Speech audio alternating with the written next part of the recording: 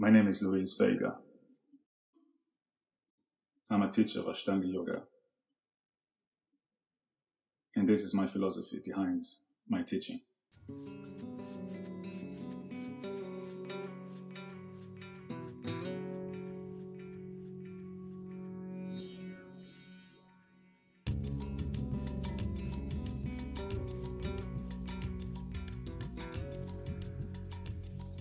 The meaning of the word yoga is union. Union between our physical world and our spiritual world. Yoga was originally created as a meditation tool, something for our mind, our soul, and our body. The practice of Ashtanga Vinyasa Yoga was discovered in 1900, and when it came to Europe and America in the 70s and 80s, students started to question why the series was so methodical and why you should follow in that particular order. And they start changing the series. There are many reasons why students change the series. One of them is that they don't know why they shouldn't change. But more often, practitioners avoid asanas that are either too easy or too challenging, or they find the practice too repetitive. If you change the series, then it becomes something different from Ashtanga. So you have to change the name of the practice. Nowadays, there are many types of dynamic yoga which are based on Ashtanga Vinyasa Yoga. The main difference between them and Ashtanga is that there is not a memorized sequence anymore. And without this, there is no emphasis on the meditation side of the practice. It turns to asana practice. In my opinion, some of these modern dynamic styles of yoga have lost their connection to the meditation and the spiritual side of the practice by placing too much emphasis on the asana, physical part, which is just one of the 8 limbs of yoga. The biggest challenge in the practice of yoga is to be present. And if you are present, even if you do the same thing 10 times, every time should feel unique, so there is never repetition. Practicing yoga as a meditation rather than a physical exercise allows you to become present in the moment. There are a number of things which, when they are combined, will make the experience meditative.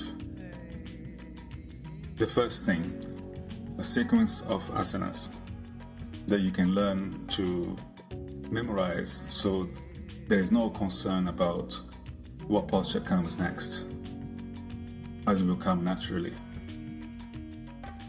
Then a breath which connects every single movement, every single moment into that sequence in a precise kind of way.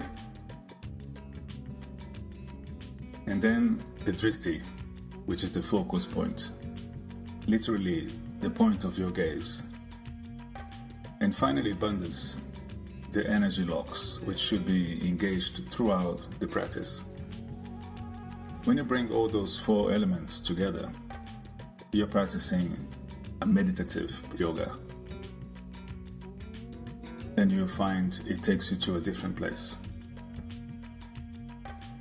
Within the philosophy of yoga, there's a relation to the cycle of life, death, and rebirth.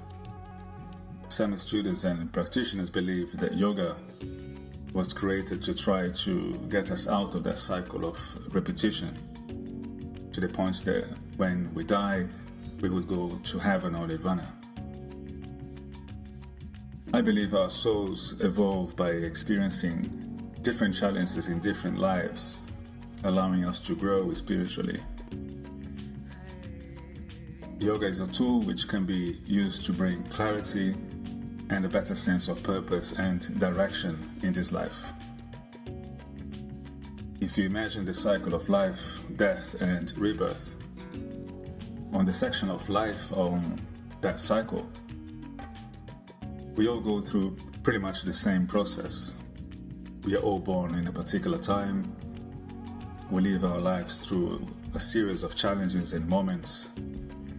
And eventually, we will come to the end. But every challenge that we go through in life helps to build our character. It gives us experience in life. It gives and change directions in life. It makes us who we are. And if you look back in our past, especially the difficult moments we have been through in life, you see that there were consequences to those moments. They led to something else. So all of those turns or directions that we go through in life, they were caused by those challenges. These are all part of our path towards our destiny.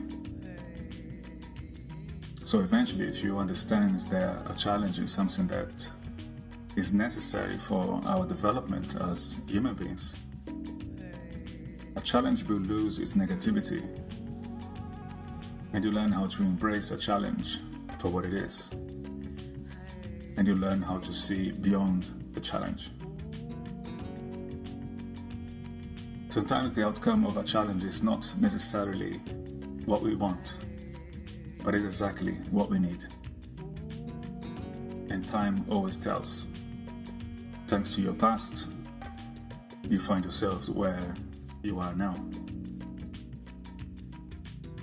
I believe that the practice of Ashtanga Yoga is a reflection of life. If you look at the first asana of the series, Tadasana, it represents you being born or appearing in the planet. The next few asanas after that represents the next few challenges you had in your life.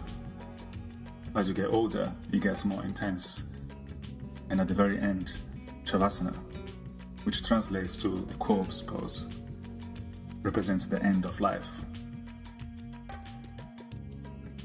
If you can interpret the practice in this way, Ashtanga Yoga will teach you how to flow during each of those challenges without allowing you to pick what you like or avoiding the ones you don't like.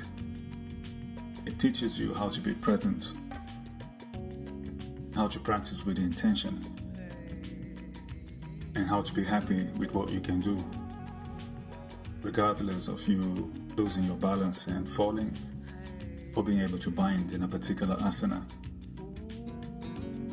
Because Ashtanga Yoga is not about that. Ashtanga Yoga is about how you approach your practice with intention, acceptance, presence, and love.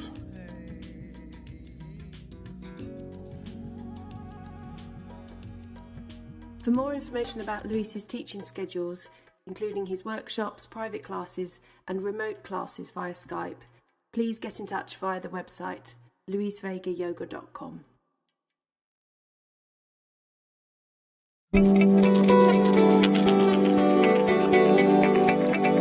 Навасана, поза лодки. Эта поза полезна для пресса. В общем-то, это одна из поз, которая работает с прессом, усиливает все мышцы. И эта поза очень полезна для всех внутренних органов. И также для общего тонуса тела, для общего мышечного тонуса. Выпрямляем ножки перед собой, поднимаем ножки до уровня глаз и ручки возле коленей. Держим позу, дышим. Затем опускаем ножки ниже и кладем поясницу на пол и тянемся ручками к ногам. Аккуратно опускаем ножки, ручки и отдыхаем в шавасане.